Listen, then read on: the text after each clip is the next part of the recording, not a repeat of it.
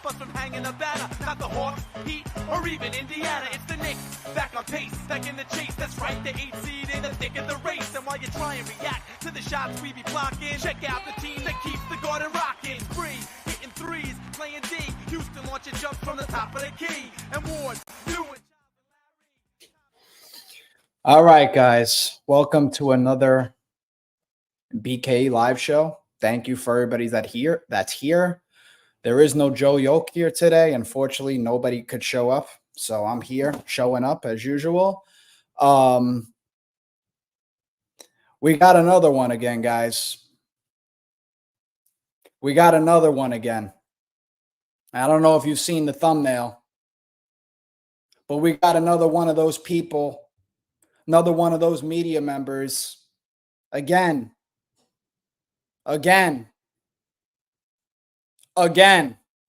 coming to attack Jalen Brunson. What else more does this guy got to do to prove that, number one, he don't give a fuck what anybody has to say, and number two, that he really is that guy on the court? How much more does he got to do? Yo, should we run the tape? Hold on. Last year, okay? No Knicks fans really knew what we were getting when we signed Jalen Brunson. We just had hope, like we do with every other player who comes to the Knicks, regardless of their status. We just happen to know that there's some family ties there. So Knicks fans were like, we don't know, right? Signed a 4-year, $100 million contract after being on a team with Luka Doncic, but having a great playoffs. Signed with the Knicks, 4 years, 100 to be the starting point guard. Even the first 10, 12, 15 games, we weren't even sure, right? Knicks record wasn't that good last year. We wound up getting Josh Hart. We ran the table for the rest of the year. Basically, we had a fantastic season last season. We got into the second round of the playoffs. You guys know why, right? You guys know who led us there, right? You guys know who put the team on his fucking back, right? You guys know who did that, right? I'm not speaking of you guys. I'm speaking of anybody in the national media that's been trashing our franchise player. Probably the greatest point guard that we've had since I'm alive. I'm born in 1992, guys. I know we had Mark Jackson, Stephon Marbury, I was obviously around for, but he already surpassed Stephon Marbury. Stephon Marbury was a dog, but Jalen Brunson's been surpassed. I mean, on the trajectory that Jalen Brunson is on, his jersey's going in the rafters. I said what I said. Jalen Brunson doesn't care what Becky Hammond has to say, what Candace Parker has to say, what Kenny Smith has to say. Dude's just showing up to work every day, putting his head down and letting the work show. The work is showing, guys.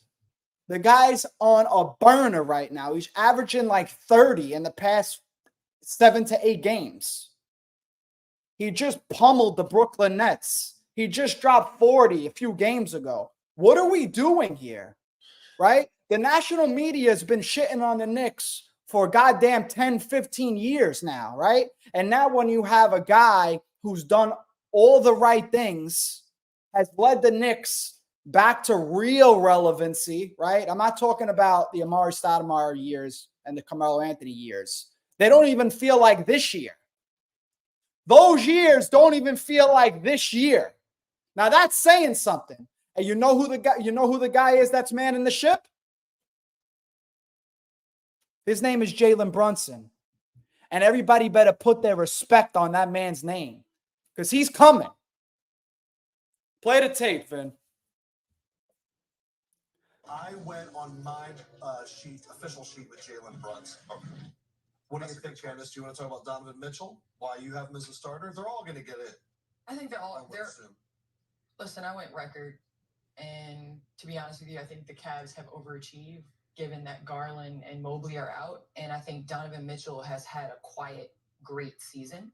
And I think that, like you said, there's no bad choice. Right.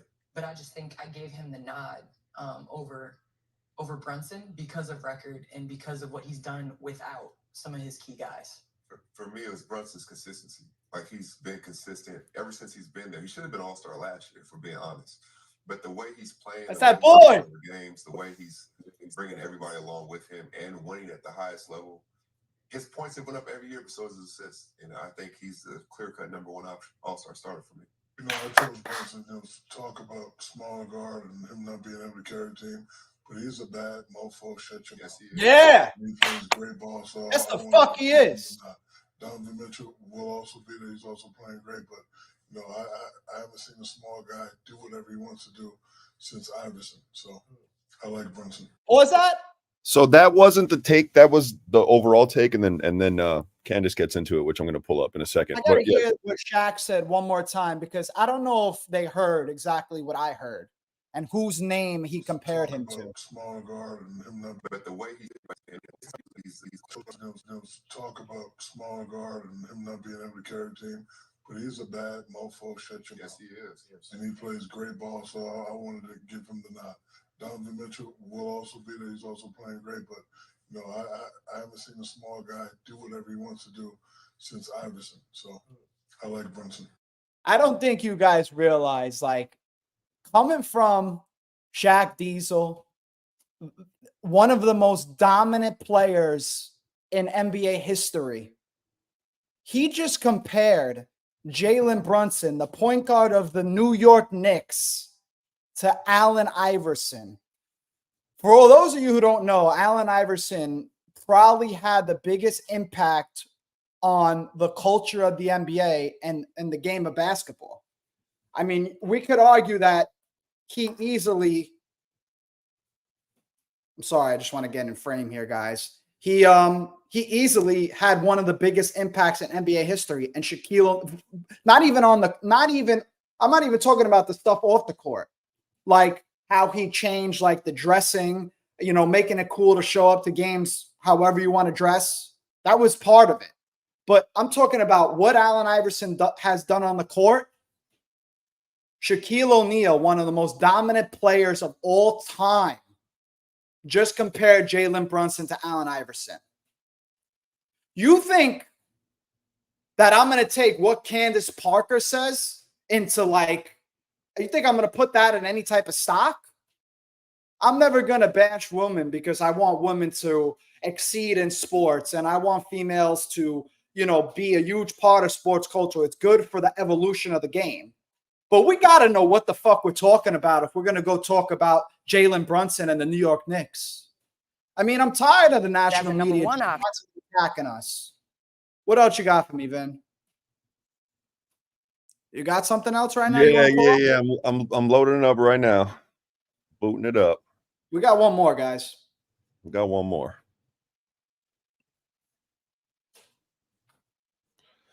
It's going to stay a little small, but you'll get the gist of it. Here you go. Last year in the playoffs, great first round, second round, not so much. So as a number one option last year in the playoffs, great first round, second round, not so much. So as a number one. Right. That's the gist of it. I'm trying What did she watch the same basketball that I watch, guys? Guys, give Candace Parker a bunch of thumbs downs in the chat. You know who's got a clip? Here you go. Put some thumbs down in the chat for Candace Parker. I mean, what a terrible take. Jalen Brunson didn't perform in the second round. Jalen Brunson had, I believe, 41 in game 5 or game 6 at Miami. He single-handedly willed us to even be able to have a chance in that series. Are we kidding me? What is this woman talking about? Candace Parker, go watch film. Go back and watch the tape because, girl, you're not watching the same games that all the other Knicks fans are watching. That was a trash take. And I'm pretty sure Jalen Brunson had kind of his own subtle message of saying he didn't give a flying fuck what these people have to say. He let Josh Hart call him out. I'm going to pull up the tweet right now. of Josh Hart quote tweeting Knicks Muse Twitter of exactly the video that we just talked about. Josh Hart quote tweeted Candace Parker talking shit about Jalen Brunson's 2023 postseason and said, shows you some of them don't actually watch basketball. Jalen Brunson tweeted a couple of hours ago,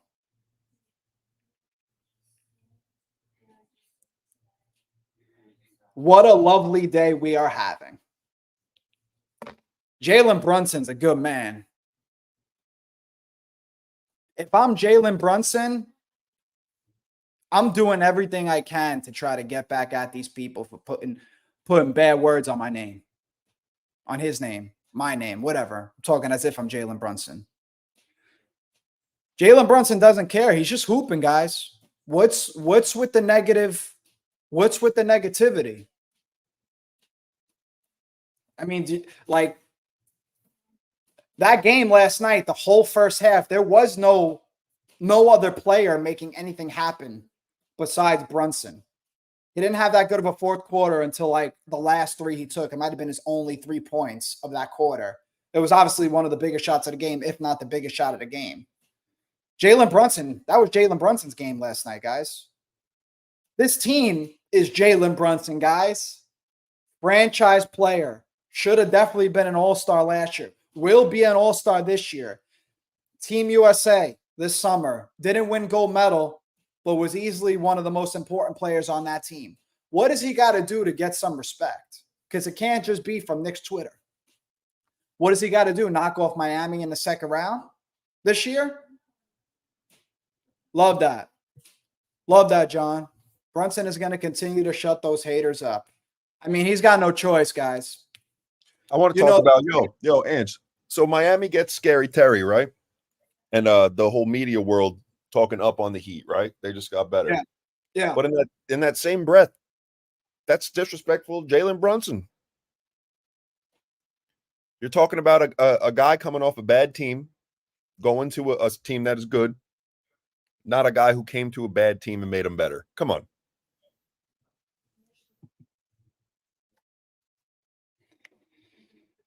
I don't know if you guys know, but we do got a tough schedule coming up, right? So these are 2 out of the next 3 games. I don't know, tomorrow Friday, we play Denver. I don't know when we play Miami, if it's the game after that.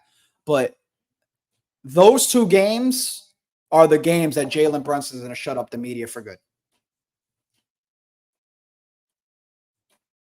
Jalen Brunson, if they beat Miami again, and I hope they beat them, and I hope they spank them,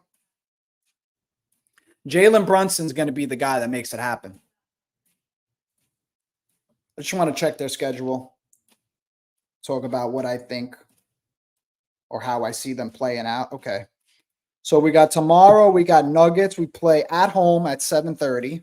Then Saturday, we play the Heat at 3 o'clock. That sucks, Vinny. That's your game. Damn. Sorry. And then Monday, we play the Hornets. And then Tuesday, we play the Jazz. If we can make out of this trip 3-1, I'm going to be a happy camper, and every Knicks fan should be a happy camper. Yes, and make sure you tell these Instagrammers to come on over. Yeah, anybody who's on Instagram and you're commenting or you want to comment, we're not able to bring those comments to the stage unless you come over to YouTube. And I believe Twitter you can, right, Vin? You bring them up? Yeah, but I believe you have to pay on Twitter to comment. So YouTube is a free outlet. We could put your comments on screen. Right. So, Mesh, what's happening, bro? Saying that Denver game tomorrow is big.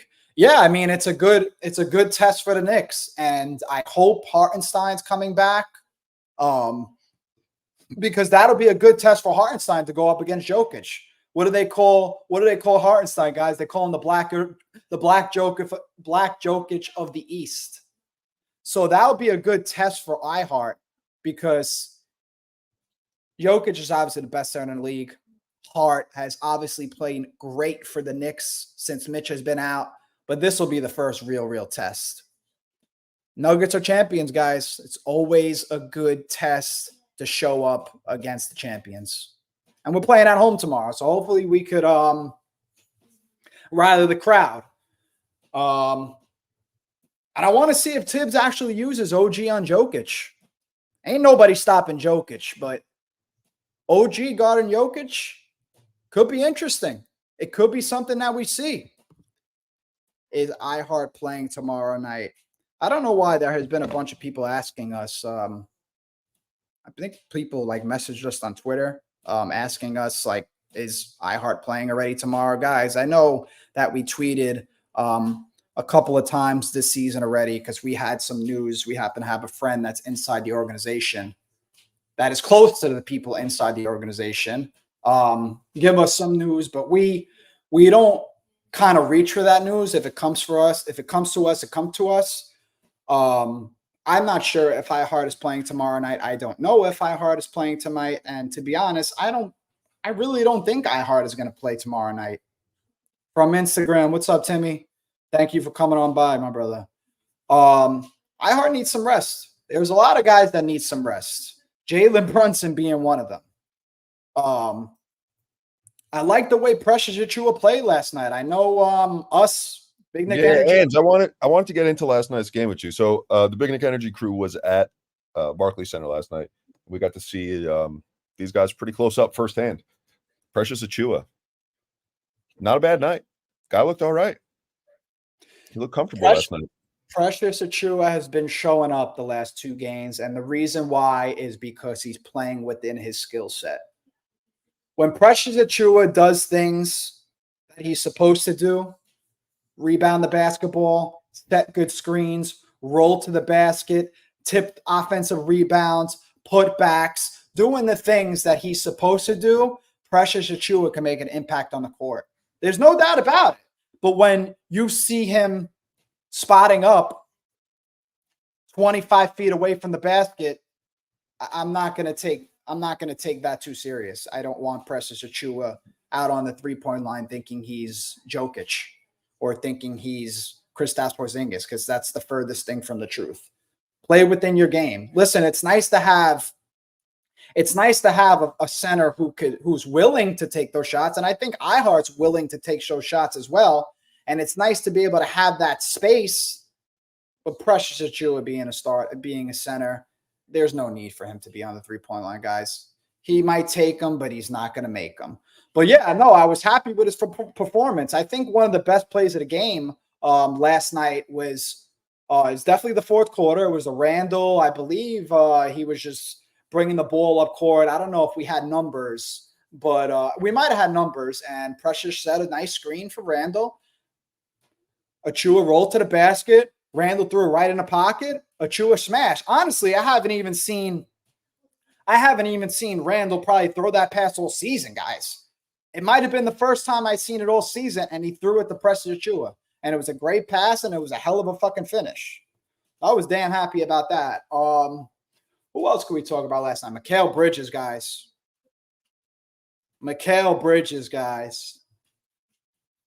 You want to complete the Villanova Knicks? Well, shit, that's the guy right there. Is there any other Villanova guys? Yeah, there's Kyle Lowry. That's actually a rumor. I don't think so. Either team, they got to be smart with this, because if iHeart hurts his Achilles, that's a big blow. Yeah, guys, the Knicks can't afford to make the Knicks can't afford an injury at the center position.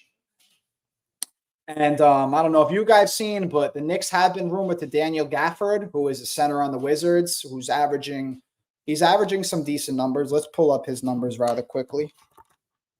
I like Daniel Gafford. He's a high energy player. He's a Tibbs type player. He's getting his hands dirty, tips, loose balls. He's going to dive on the floor. He's having a good season. He's playing 26 minutes a game. He's shooting 68.5% from the field. He's shooting 72.7% from the free throw line, which is like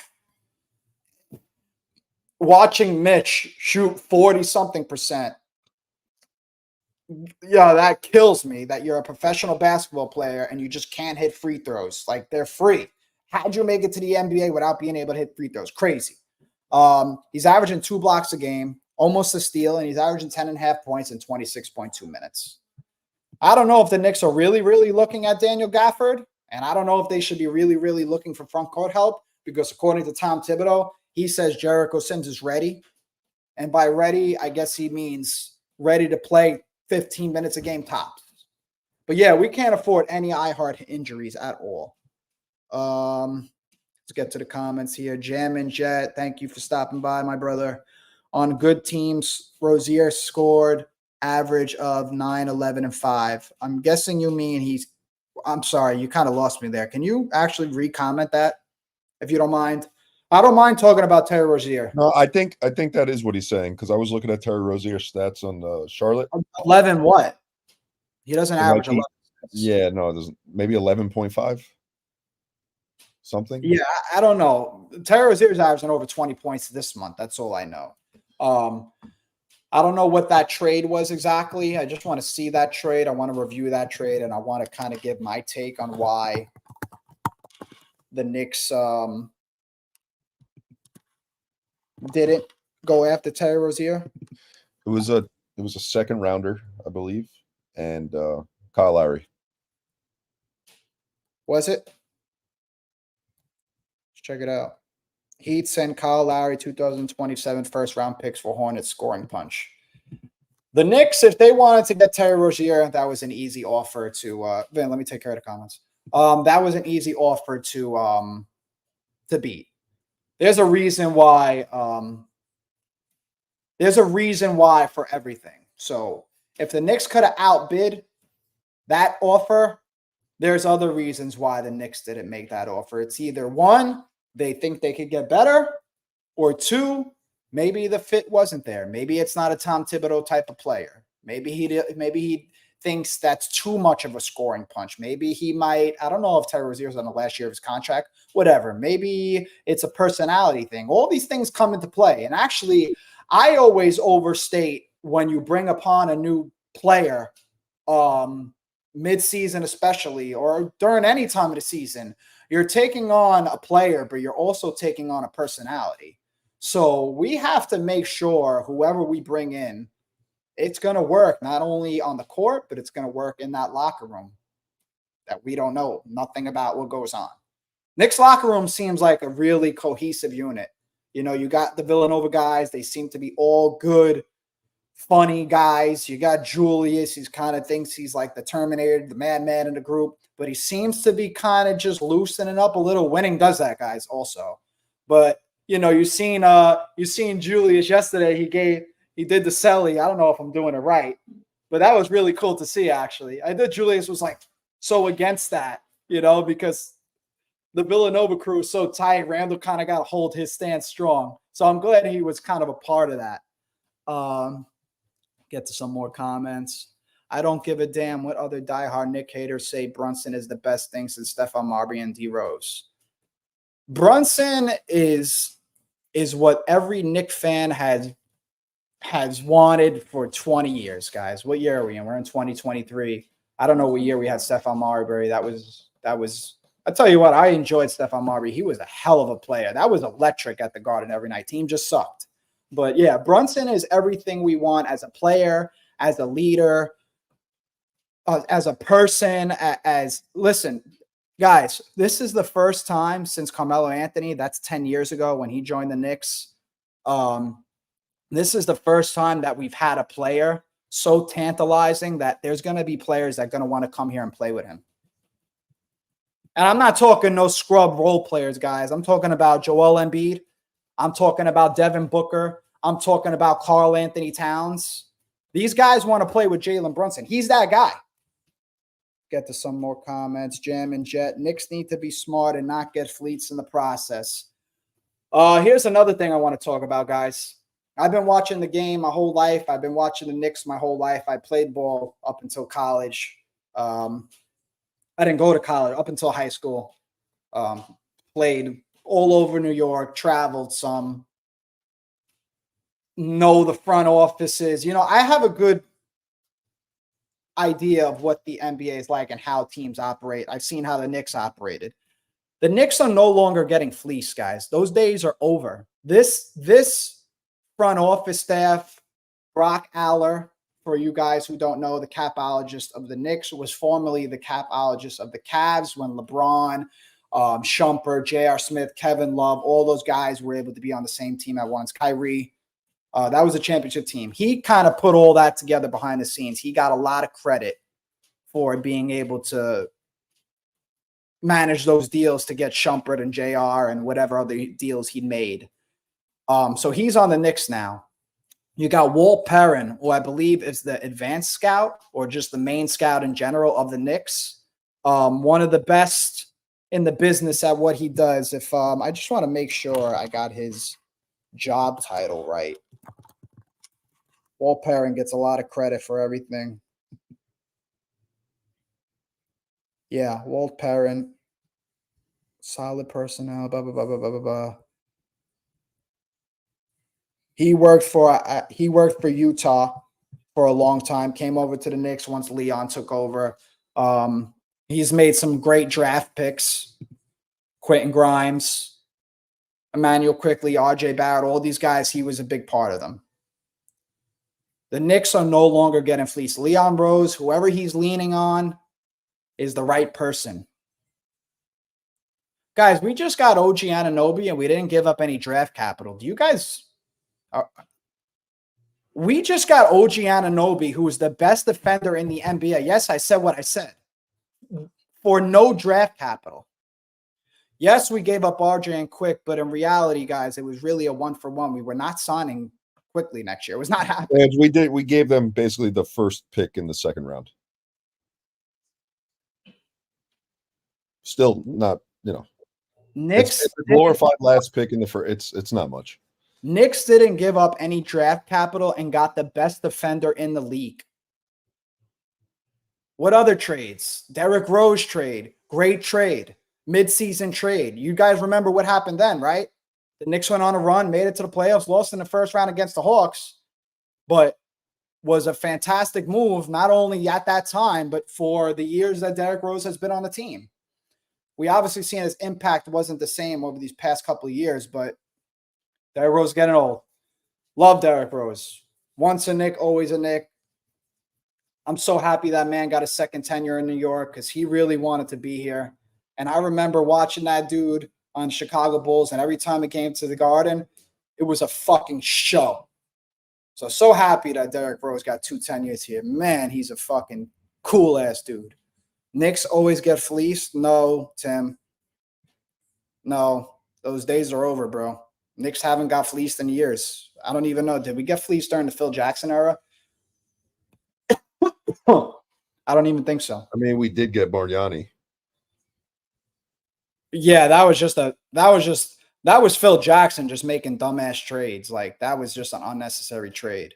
The Heat stole him. I guess Angelo's talking about Terry Rozier. Kyle Lowry, good player, but guys, 37 years old.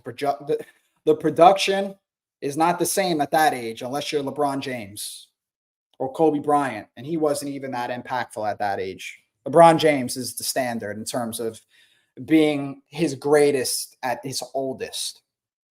But Kyle Lowry, swap for Terry Rozier, you're talking about Terry Rozier could get you 25, and you're going to blink, and Terry Rozier is going to have like 15, and it's going to be the first 6 minutes of the first quarter. Terry Rozier is a hooper.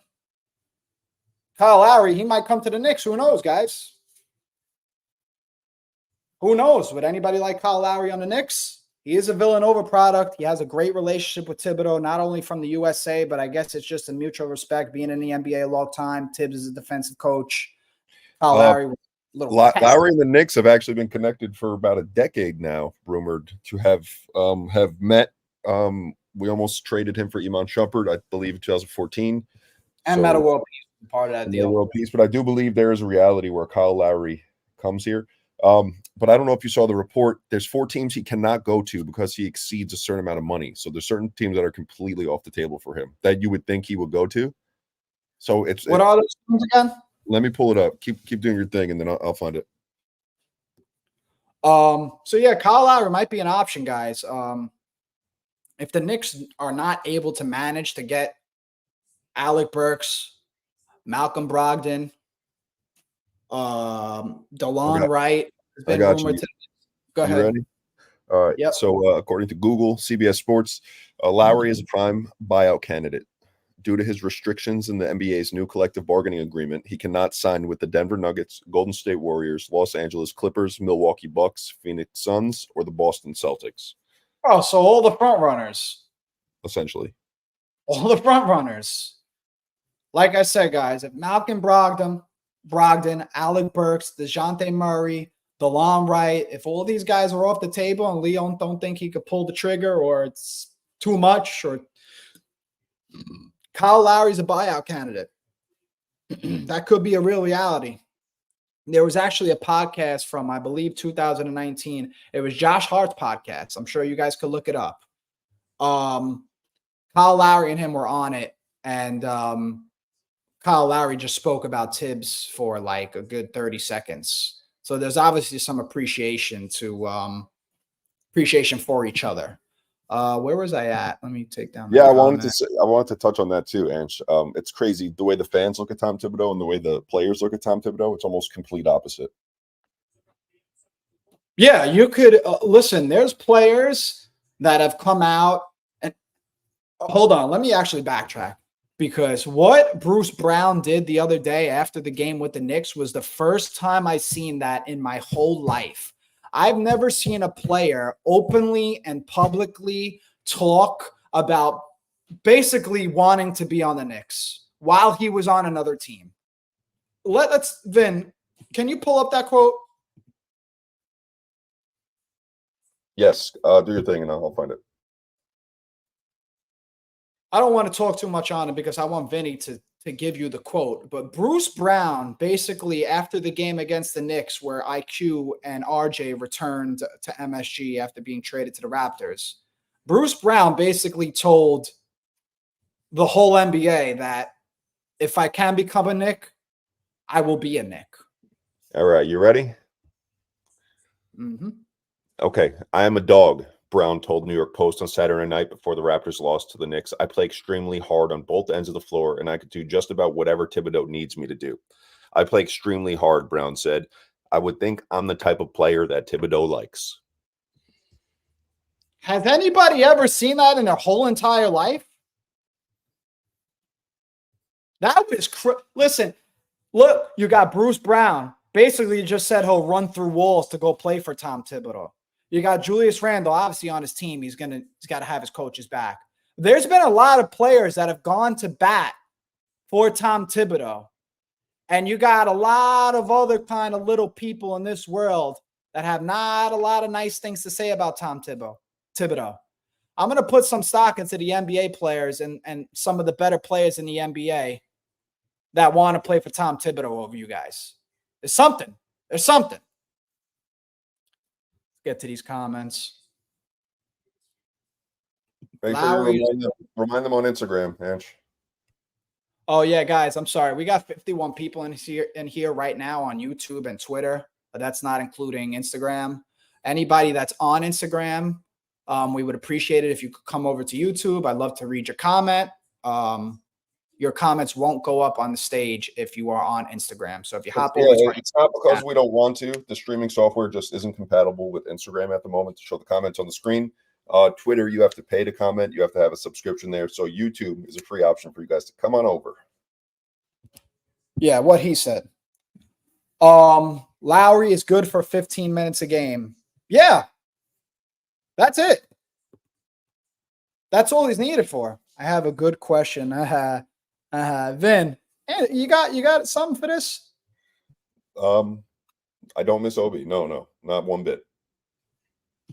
It's crazy for me. Like, I can't even tell you last time I thought about Obi Toppin, bro. Listen, guys, here's another reason why I'm going with Tom Thibodeau, right? Everybody was giving him shit about not giving Cam Reddish minutes, right? Everybody was giving him shit about not playing Obi Toppin minutes, right? What are those guys doing right now on their teams? Anybody got an answer for me? Listen, Obi Obi Toppin is available for trade in Indiana. He is being shopped. So what does that tell you? Maybe Tibbs was right, guys.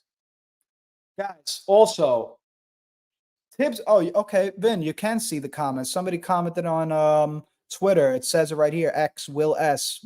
Yeah, no, so you can comment on Twitter, but I'm pretty sure Twitter only lets you comment if you pay for a subscription on X. Okay. Comments you'll see on Twitter are from people who paid. What was I talking about? I lost track. Damn it. Brown turned us down last year. No, we were talking about Thibodeau doing the right thing, knowing more than what we may. Oh, right. Let me actually finish that. So, guys, I'm not saying Tom Thibodeau is the best coach in the entire world.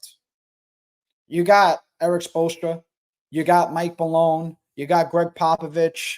There's a lot of great coaches that have won a lot more than Tom Thibodeau. But give me somebody that's on the sidelines right now that could come in right now and be a better coach and make the Knicks better than Tom Thibodeau, because I don't know him. And you got Toronto Raptor Twitter saying that RJ Barrett is now a long-term option for them, they think. So come on. That could be their problem. That is their problem. I'm just saying, listen, we picked the right players to get rid of. Like, there's nobody here that shouldn't be here at the moment. Correct.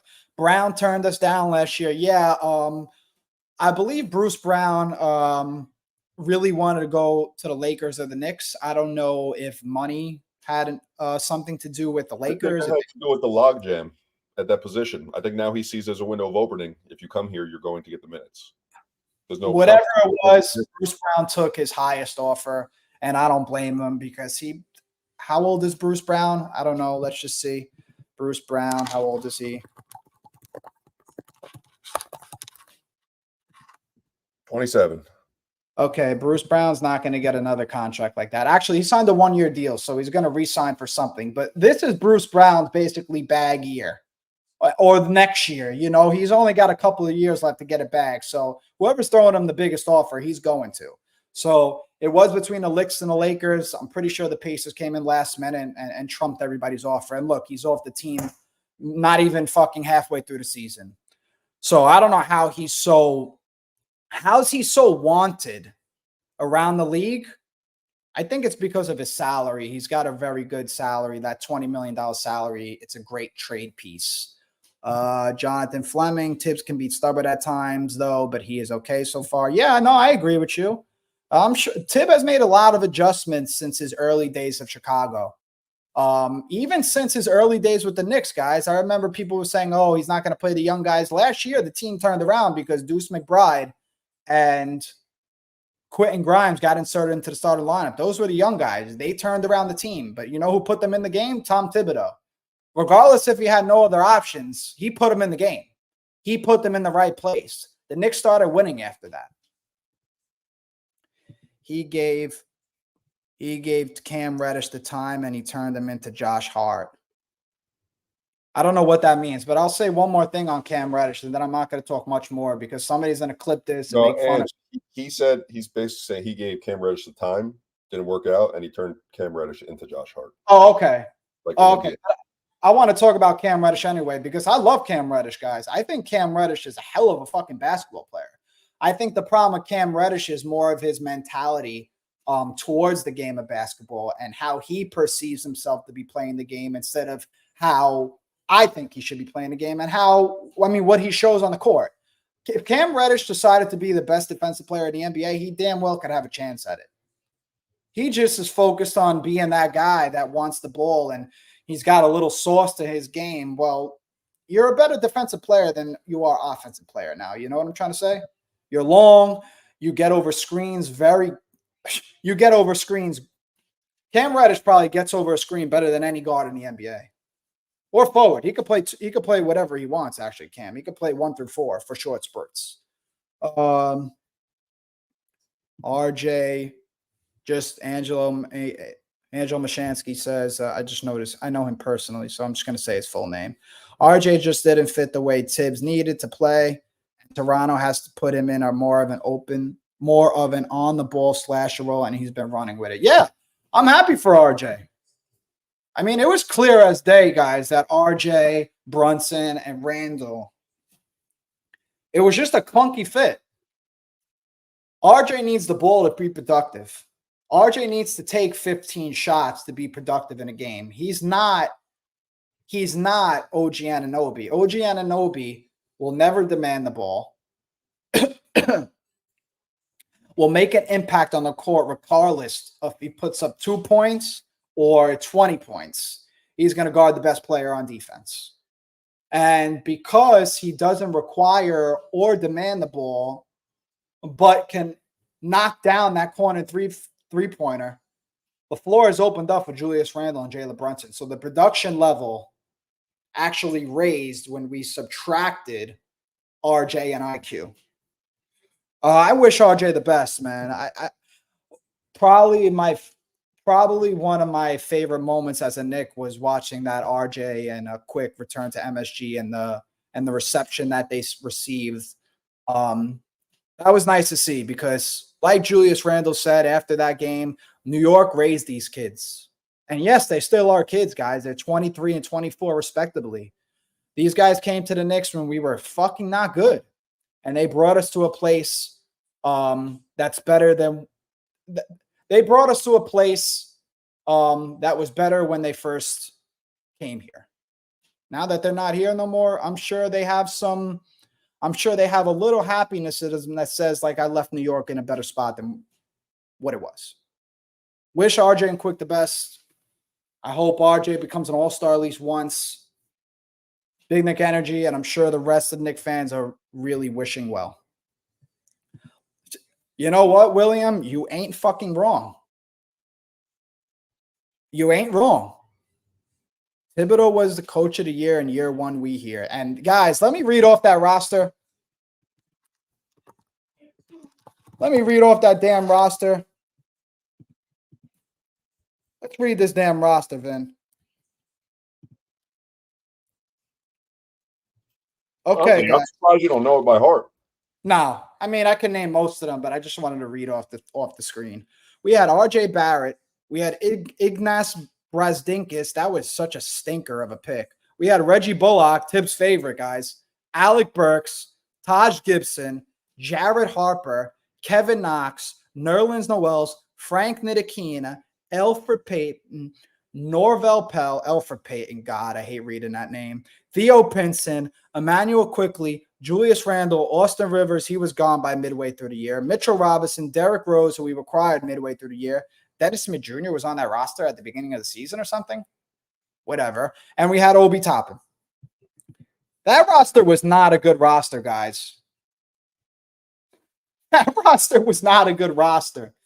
And the Knicks made the playoffs and had a fun-ass series against the Hawks. Yeah, we got Trey that kind of bowed down on our home court, right? He did us dirty. But come on, we loved it. It was something to talk about. We're still talking about Trae Young. We're still talking about Trae Young. But yeah, that was a good comment. That was a good comment, bro. Thibodeau was coach of the year, year one. Year one of we here. Tibbs made – get back to these comments. William Kim says Tibbs made Knicks top 10 in net rating 3 out of the past 4 years. Best Knicks coach since Jeff Van Gundy. He deserves credit. 2-time coach of the year. Yeah, Tibbs did win coach of the year once with the Chicago Bills. Top 10 in net rating 3 out of the last 4 years. One of the best defensive teams in the league since he's been with the Knicks. He's checked a lot of boxes, guys. And we know Tibbs is getting old. Tom Thibodeau, what did he just turn? Jeez. How old did Tommy just turn? Good old Tommy. Thomas Thibodeau. How old did you turn, Tommy boy? Tommy boy. How old is Tom Thibodeau? Oh, it doesn't just come up on the homepage. How old? I believe 72. 67? I thought 72. He turned 66. Damn, you're making him like that old? He turned 66. We know he's getting Yo, you made him 72. That's yo, just you hear the sound of that? 72. That sounds crazy. I don't know if Tibbs is going to be here at 70 years old. Freak, I hope that dude is chilling a little bit more at 70 years old. Maybe like get himself a lady or something, you know? make himself a little happy. The only thing that makes Thibodeau happy is basketball. If Thibodeau isn't coaching the Knicks by 70, I think there's a good chance that, and I hope there's a chance that they put him in the front office. He's a basketball lifer, guys. Tom Thibodeau doesn't know anything but basketball. They say there's nobody that's in that room that's watching film, that's prepping more than Tom Thibodeau. And I'll go to bat for anybody in life, in coaching, that shows up every single day and goes above and beyond to put his team in the best position to win. Hey, Ange, I heard you found this article today where they called a couple of our players by the wrong name. I didn't actually look at that tweet, Vince, so you might have to get to that. So I thought you tweeted it. That might have been Joey. So Joey. there was a sorry, I should not be chewing while I'm doing this. There was a article that came out today. Try to find it. It's on our Twitter.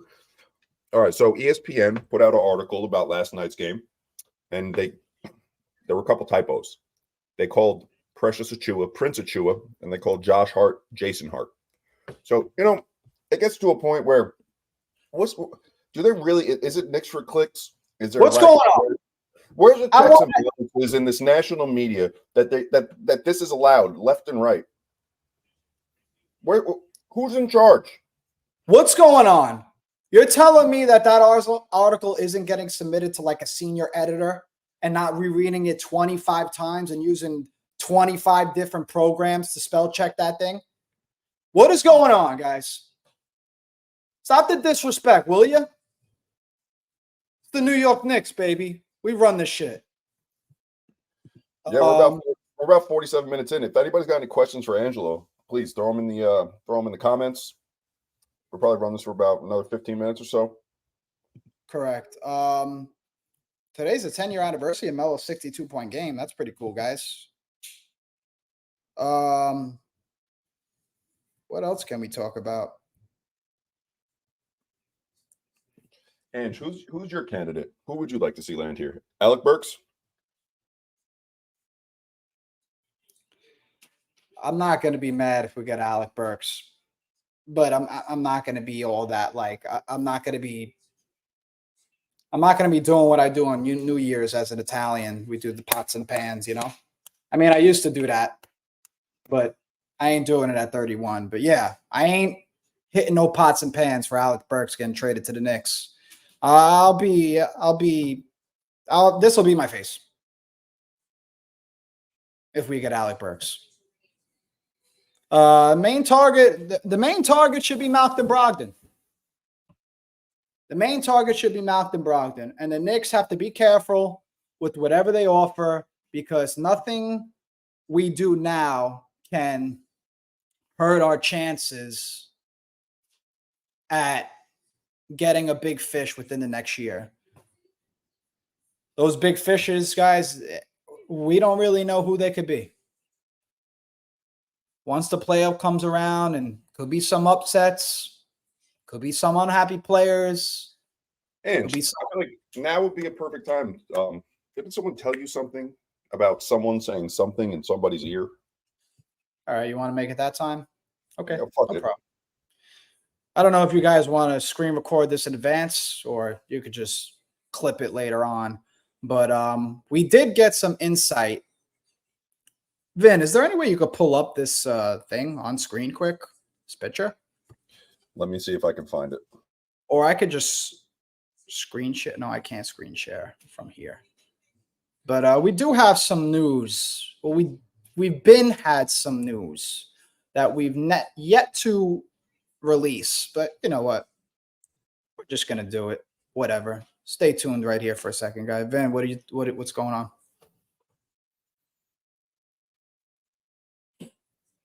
All right. Well, I'll just say it, and then Vinny will pull up the image. Yeah, you know what? We'll say it, and then Angelo will tweet it, and you'll see the photo on our Twitter. I'm just gonna show you. I'm just gonna.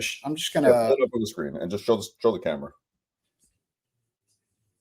Sure. Look at the comment right here.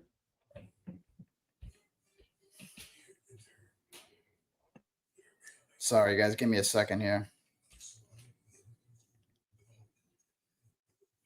Bad speller. Start screen recording now, guys.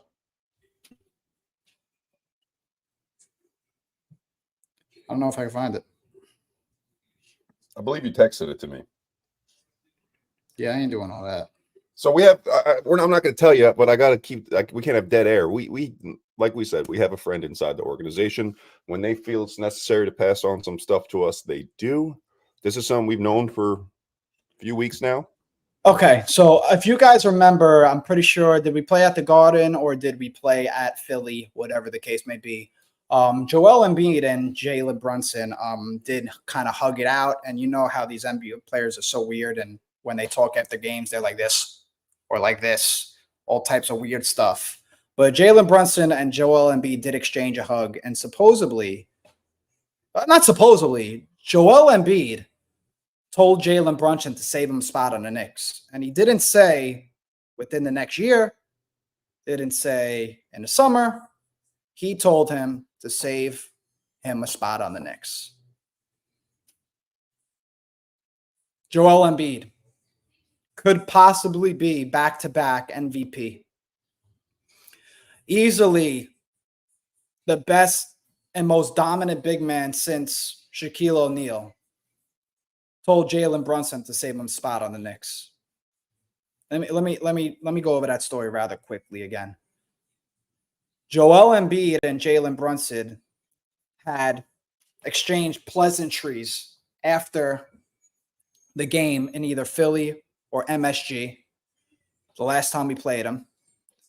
Angelo, And Joel Embiid, look in your Discord. I sent a photo. You can And pull it up on your Joel- phone and show the screen. Oh, okay. And Joel Embiid told Jalen Brunson to save him a spot on the Knicks. So take it how you want it, guys. Is it in my personal? Yep.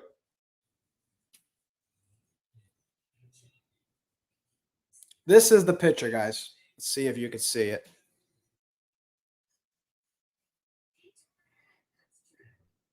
Yep, that picture right there. And you see Joel whispering in Jalen Brunson's ears. Told him to save him a spot in New York. Take it how you want it. We're not sources, but like we said, and like Vinny said, we have a friend that's very close to the organization that talks to some of the best players on the Knicks daily. So we have a little inside that not a lot of people have, and I'm not bragging about it. I could care less. How it happened was natural. I didn't search for these sources. This happened to wind up turning into a friendship. Yes. Also, something I need you guys to realize is we're not saying that Joel Embiid is getting traded to the Knicks. I don't want to see no tweets after this that says, as per Big Nick Energy, Joel Embiid will be on the Knicks. We're telling you what was said. Obviously, the players, can influence what happens. But as of right now, that is all. That is it. And also, guys, we have a friend also. Actually, it's Vinny's friend. He has a huge clothing brand in New York. We're not going to name him. We're not going to name his brand, but he has told us prior that he's been involved in NBA players group chats. Guys, these guys talk all year long, all summer long. All they talk about is scenarios where they could how could they find a way to link up and get on the same team. This is the NBA. This is the culture of the NBA now. LeBron changed the game forever. And there's a lot of older heads that don't like to hear that LeBron James changed the game forever. And I'm not talking about the way he played on the court. I'm talking about the way he handled his situation leaving Cleveland and the way he left Miami to go back to Cleveland. And then the way he left Cleveland again for the second time to go to the Lakers, to the Los Angeles Lakers, to good old Hollywood. LeBron James changed the game forever, I'm not going to say there's no loyalty to no organizations anymore, but players like change. People in life like change, and change is good. And players want to be happy. So if they have a chance to play with the best players in the world, if that makes them happy, if their personalities come together, players are going to go. We got 72 people in here, guys. This is the most we've ever had in I here. think maybe something went that we said that. So go ahead and tell them again what we just said. And anybody on Instagram who wants to talk about this, come on over. I'm going to repeat this again, guys. We just spoke about Joel Embiid. So we had some news that we've been holding in for a while. We're not insiders. We're not sources. We're not any of that, but we have friends with ties in the organization. We're at 80 at the moment.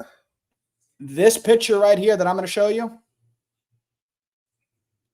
where Joel Embiid kind of whispering and talking to Jalen Brunson after the last game that they played. I believe we won. We definitely won. Joel Embiid told Jalen Brunson to save him a spot on the Knicks. He didn't say this summer. He didn't say this year. He didn't say next year. There was no time when it could happen. But things change, you know.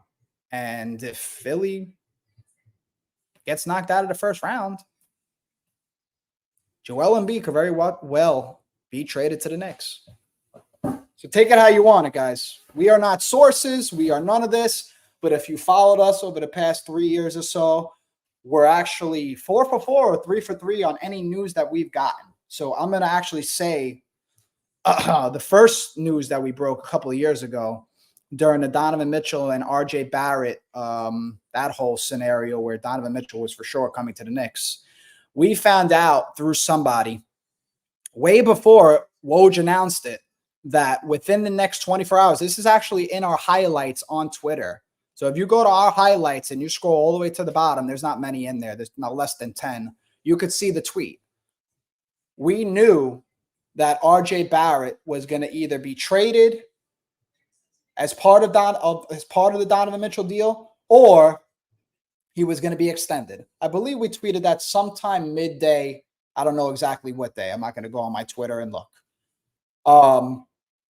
I believe it was somewhere between anywhere from 1 to 5 p.m. At like 12:30, excuse me. At like 12:30, 1 o'clock in the morning, Woj tweeted that RJ Barrett signed his extension. And our Twitter went nuts. We gained probably like 2,500 followers overnight, which was tremendous for our brand because at the time we didn't have much happening. So that was the first news. And then we've made a friend within the past year that has given us news about injury status and the news I just told you about Joel Embiid, telling Jalen after the game that not say he wants to be a Knick, but save him a spot on the Knicks. So things change. People's opinions change. If Joel Embiid goes to the Eastern Conference Finals or finals, guys, he's not going to want to get traded to the Knicks.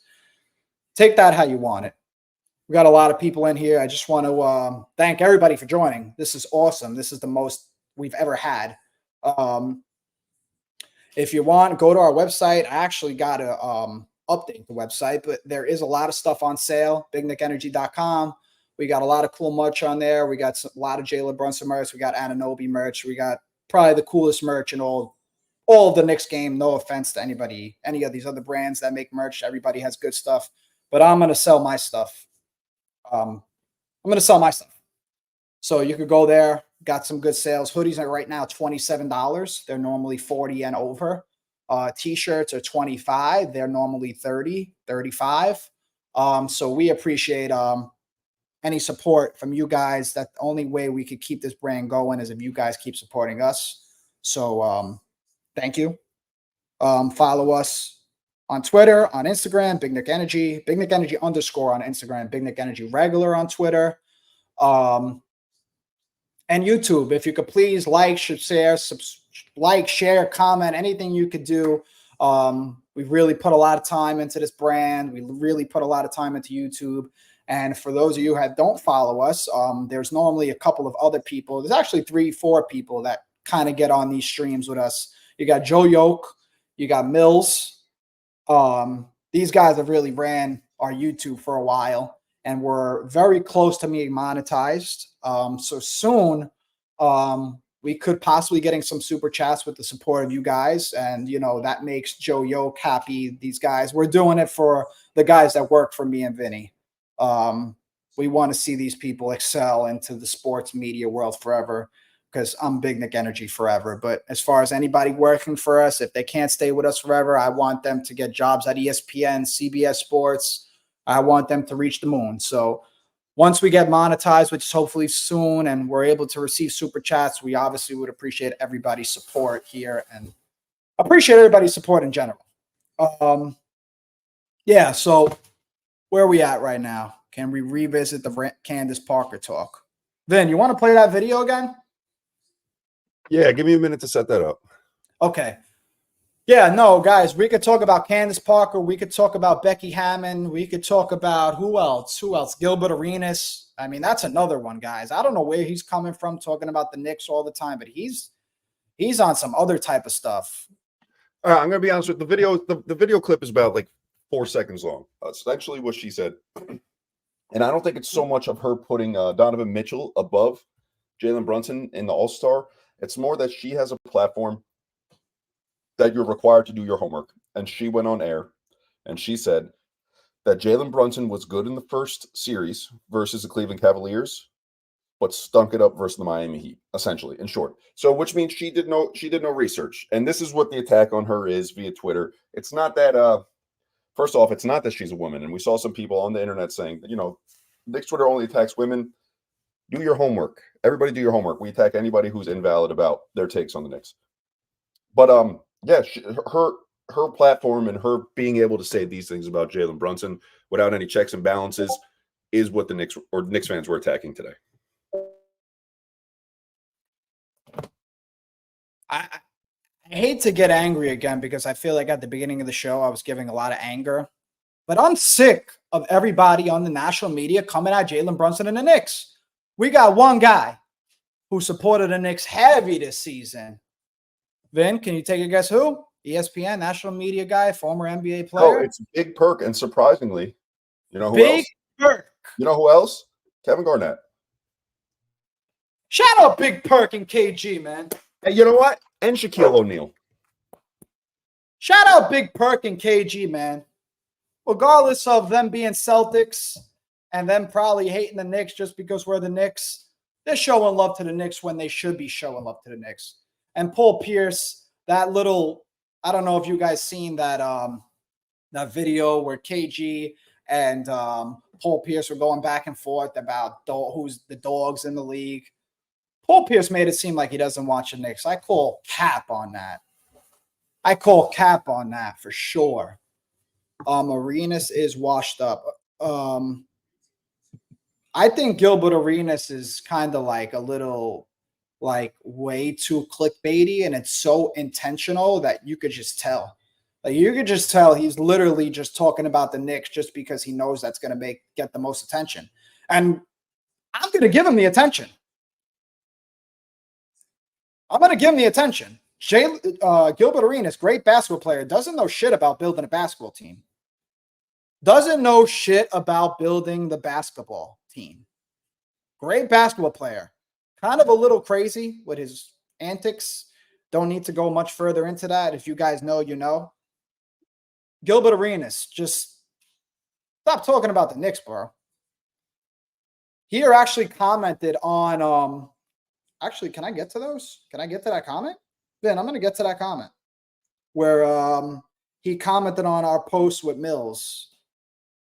If you guys want to follow us, we made an Instagram post about it, so just go on our Instagram.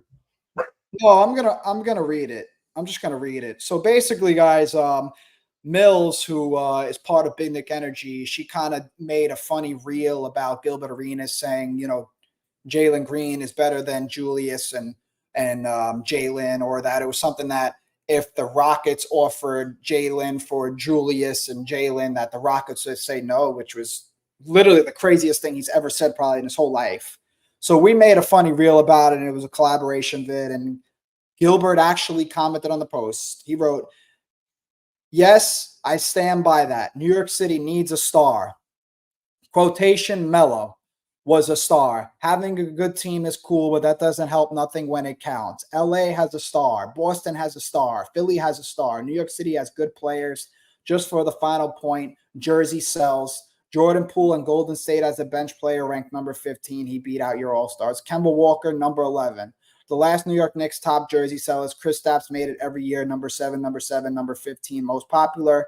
Derrick Rose, number 12, non-all-star. Melo, every year he was there. Randall has been an all-star and an all-NBA player and doesn't push the needle for fans, so go get a ticket seller. What is that? He's just making it exactly what it kind of is now. It's a popularity contest. We get it done on the floor. Tom Thibodeau's basketball teams are made to just produce and forget about the rest of the nonsense. Gilbert Arenas, great basketball player, but fucking doesn't know shit about building a basketball team. What are we talking about, bro? Jersey sales? Bro, I want to see wins. Yeah, it's cool to have Melo. That with Melo was like cool for the culture of the NBA. Melo was probably my favorite Knick ever, but guys, he didn't win enough with the Knicks. Hello. Shout out Mills. Yes, sir. Jose Gonzalez. Yes, 100% shout out Mills. She is awesome. If there's like a rookie of the year in Knicks content creation, she has it this year. And she's been doing it for more than this year. She's probably been doing it for the past couple, but this year she kind of really blew up. And I'm glad we were a huge part of that. And I'm glad as hell that she's with us. Yeah, be careful what you say. He will come get you. Damn, he dropping receipts. Yeah, man. I mean, started with Becky Hammond. I don't know what's up with these women and thinking they just, bro, if you don't watch the Knicks, don't comment on the Knicks. You know what's going to happen. Everybody's going to attack you, especially right now that the Knicks are as good as they are. You want to make a silly comment about the Knicks and say Jalen Brunson is not this and Jalen Brunson is not that. What are we talking about? Dude's going to be an all-star. Dude should be an all-NBA player this year. Dude's going to – Knicks might win 50 games this year, guys. Knicks might win 50 games this year instead of come on Julius Randle and Jalen Brunson's laps. Ticket seller, the Garden is sold out. Matthew Smith says ticket seller, the Garden is sold out every night. Yeah, let me talk about that. I got to take off my hoodie because talking about Candace Parker again is getting my body temperature up. And now I'm going to talk about the Barclays Center, and that's going to get my body temperature up. Yeah, so Big Nick Energy was at the game last night. And Barclays Center, guys, just it's not MSG. I mean, it was MSG last night because the amount of Knicks fans that were there trumped the amount of Brooklyn fans there. But bro, those last 2 minutes or so, the place was shaking with Knicks fan chants, bro. What a night. What a night. What a freaking night. I was so happy that we went to that game. And I'm so happy we actually got to experience that game together, Vin, with our girls and your mom and your brother. That was fucking awesome, dude. That was just a great night. Yeah, great time, man. Great time. Shout out to Mac Mahans across the street, too. If you guys ever need a place to go before the game, check them out. Mac Mahans. But the Barclays Center, in comparison to Madison Square Garden, the food is not that. It is not. I don't know why this bothered me, Vin. I don't know if it bothered you. I feel like it should. Well, give him a little backstory. When Angelo goes to games, we've been to Mets games, Knicks games. Angelo is a foodie, man. Angelo wants to, he wants to eat. A little backstory on Angelo. He owns a deli, man. He's a food guy. So yeah, freaking. I'm gonna plug my thing really quick. Why not? I own Brothers Ravioli, kind of brothers now. I would say we're preferably now people recognize us as a sandwich shop, but we're really a takeout and catering and we're basically like 5 stores in one. We've been around for 38 years, whatever. That's the first I'm going to go. I'm going to send you the invoice. I'm going to send you the invoice for that. Yeah, right sure. Follow me on Instagram, Brothers Ravioli. Like the food there. No, yeah, same, bro. I went looking around for food. I legitimately went, you know what? I'm going to eat after. No, but Vin, hear me out. What bothered me the most, and I feel like this should bother you about the Barclays. So I'm going past every food court, and I'm like, yo, where is the branding? All the menus are the same. There's nothing special about any of the food places because they're all branded the same. Like, hold on, there is one. Pig Beach is in there. Shout out Pig Beach. But everybody had the same color sign. Oh, yeah, yeah. Everybody- Everything. Yes, yes. Like, yes. You know what I'm trying to say? When you're That- used to going in Madison Square Garden, those restaurants in there look like what those restaurants look like. Everything in the Barclays Center has to be like their gray, black color tone. Everything has to be color matched in there. Nothing. guess. I'm going to be honest. Nothing caught my eye. Nothing caught my eye. I don't even bother buying fruit from any other store in the city. Yo, I don't know if you're talking about the food is horrid. That's probably my dad or that's probably my father or my brother that are currently working right now. Yeah, let's not talk about brothers. I'll send you that invoice, Pop. We barely win though. We fucking woke up at the end. Yeah, Barclays Center, guys, not. I've been to Barclays Centers twice, one for a Drake concert. Shout out Drake. That's my boy. All right, come on. And I've been to Barclays for one Knicks Nets game. Barclays Center is like a 6 out of 10. And parking, guys, I got charged $75 for parking. Yeah, I got charged $65. What is going on? Yeah, no, something's You know not what? right. That's how they're making their money because nobody's going to those fucking games. No, they seen the Knicks merch and charge us like an extra like $20. There was like some surcharge for you if you're walking into the parking garage with like Knicks merch. Yeah, maybe. MSG is just a different beast. Yeah, there's nothing like MSG, regardless of what De'Aaron Fox has to say about it. I don't know where he can. That's another guy. He happened to do like a funny little interview. I don't know who was the reporter or the person that was interviewing him and doing this little skit, I guess. They asked him like, what's the worst arena to play in? Or what's the most overrated arena? Dude said Madison Square Garden, and he said it needed like a renovation. The Garden just did like over $1 billion renovation. Like, bro, you know what it's like? It's like you got a pair of shoes, right? Nice broken in. You love the shoes. That's Madison Square Garden, man. There's history in those shoes. That like why change a place that has so much history? Like, come on. Barclays Center has no history.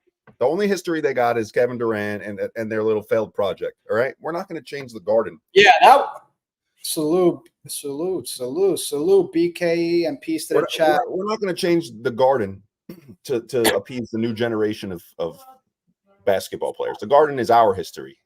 Facts. Kareem Grant, thank you for the love, my brother. Thank you for being here.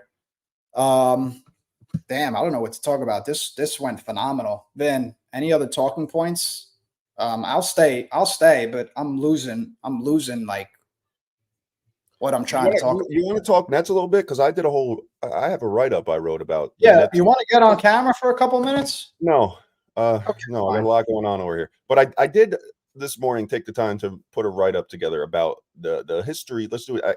I'm just going to read it. Okay, let's do a deep dive on the Nets history. The Nets finals in 2001, 02, and 02, 03 were some of the only finals games in NBA history that did not sell out.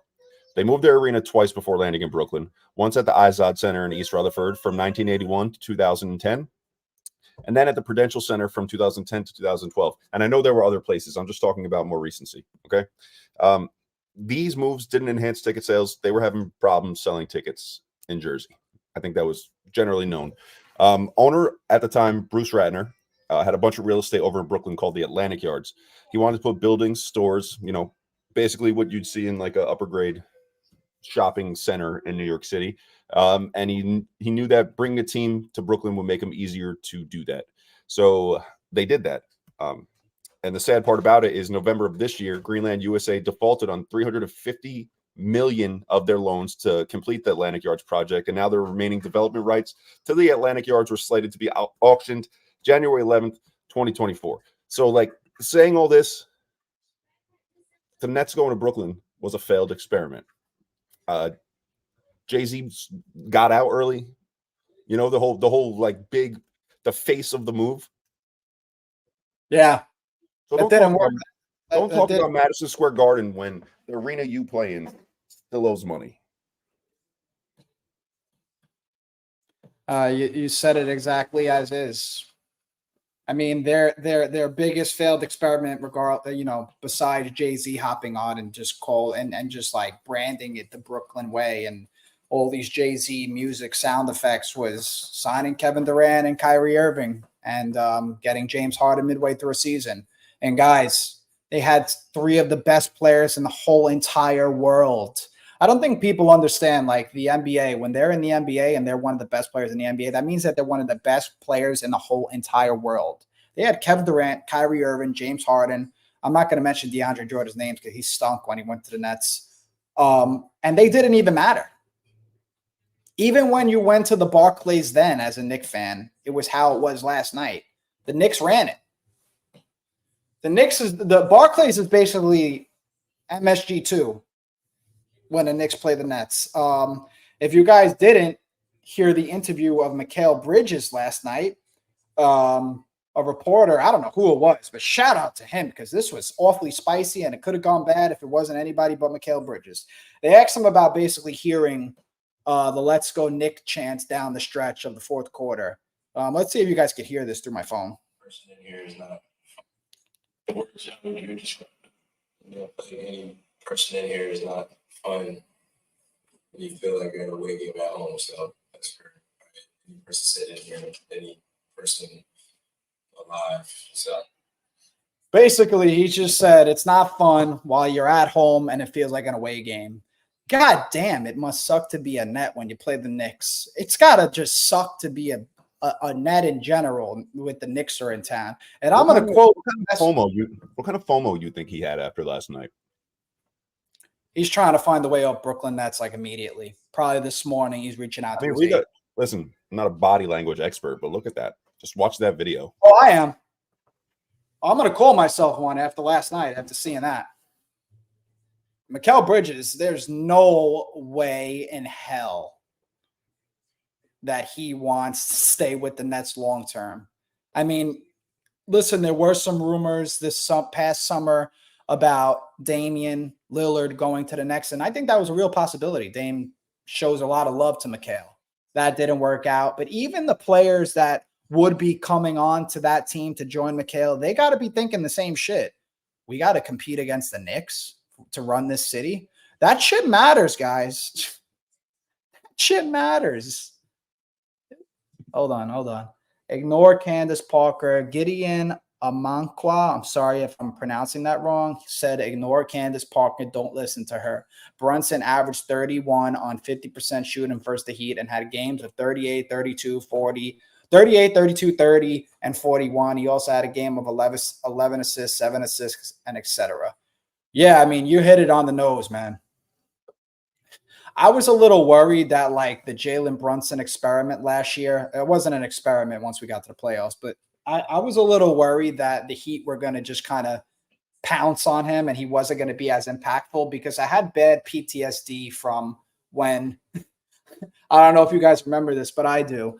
When Jeremy Lin was having his time with the Knicks, like right in the middle of that Linsanity moment. And I believe that was right before the All-Star game, we played the Heat, and that was on LeBron, Mario Chalmers. I can't believe I just named Mario Chalmers before Dwayne Wade and Chris Bosh. But yeah, LeBron, Mario Chalmers, Dwayne Wade, Chris Bosh. That was when all those guys on that team. I remembered Haslam when he was stepping his foot on the court. I remember they kind of ended it right there. That was it for me. I knew that he couldn't.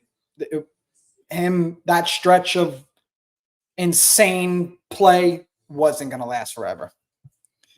Kareem Grant, once again, showing love. Bridges looks like a lost puppy. We need to rescue him. Yeah. It's funny because you always see Josh Hart kind of play around with Mikal.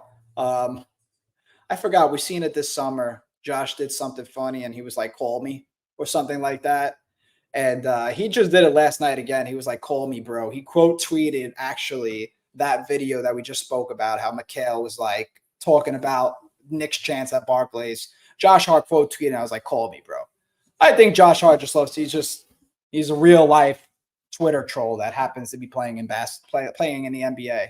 But I don't know if Bridges is even possible. I'm not a capologist. That's where we usually Joe Yoke. He's on the BKE team, normally the one doing these streams, even though I've been showing up lately as well. He's kind of the guy that would know if that works or not. I love Mikal Bridges. I mean, at a certain point, does it become like too much Villanova? I mean, imagine you got Mikal Bridges on the Knicks and you got Mikal, Josh, Ryan, Dante, and Jalen. Like, come on. I don't know. I don't know. I'm down for him because he's a sick player. I mean, he showed his whole repertoire last night, and he's another one that just never misses a game. I believe he has the longest streak in the NBA. I don't know if it's in history yet. Might be in the history. But he plays every game, and there's a lot of stock, at least for me, for players that play every game, like Julius Randle. I don't think people talk about that enough as being a part of like a player's value to a team. Julius Randle takes a lot of pride in making sure he's able to step on the basketball court every night and play at a high level. Yes, we see some fucking bonehead plays from him, right? Julius Randle's like the only player that could like play like shit for 3 quarters, and then he's going to make you eat all of it late in the game or sometime in the fourth quarter. Really polarizing player, probably one of the most polarizing players to play for the Knicks ever. Love him. Hope he's a Knick for a while. We'll see what happens with that situation.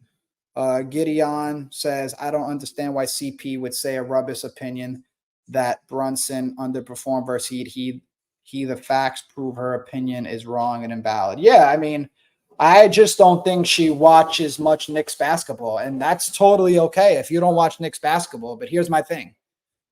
Don't comment on it. If you don't watch the Knicks every game and you don't see the production that Jalen Brunson puts on the court every single night and the show he puts on every single game at Madison Square Garden, you shouldn't comment on it.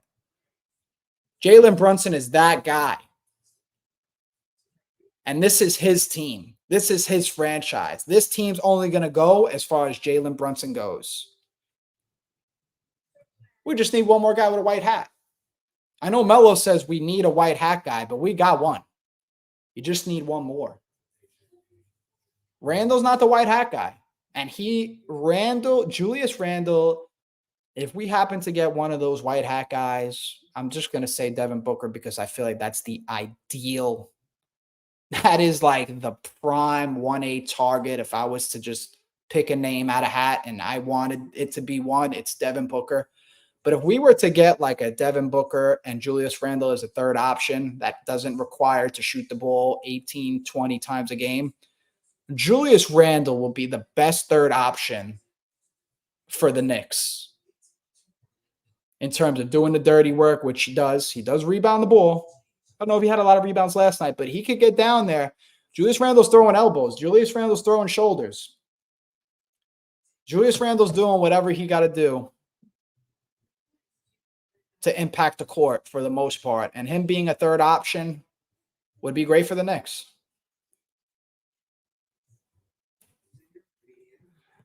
All right, guys. Well, we're going to wrap it up over here. Thank you to everybody who joined. This was our biggest live stream yet. And like I said, I'm just going to plug everything before I go. Subscribe to us on YouTube.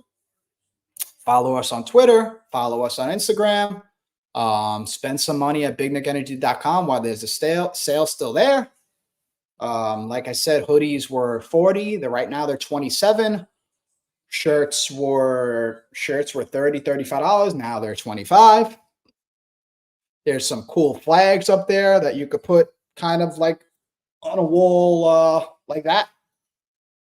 There's a lot of good stuff on there. There's 2 flags, actually. Wow, that's a perfect wall to put up a Big Nick Energy flag, huh? No, it wouldn't fit. I got my nest right there. Anyways, thank you for everybody for supporting. Like, subscribe, share. We're very close to being monetized. We're almost there to get super chats, so we're super excited about that. I know I am for Mills and Joey because this is kind of their bag. I guess we'll see what happens soon. But you guys enjoy the rest of your night. Go Knicks. Benjamin, I know you're from Brooklyn, so don't come in here with not nice energy right now. We just beat the Nets. And everybody enjoy the rest of their nights.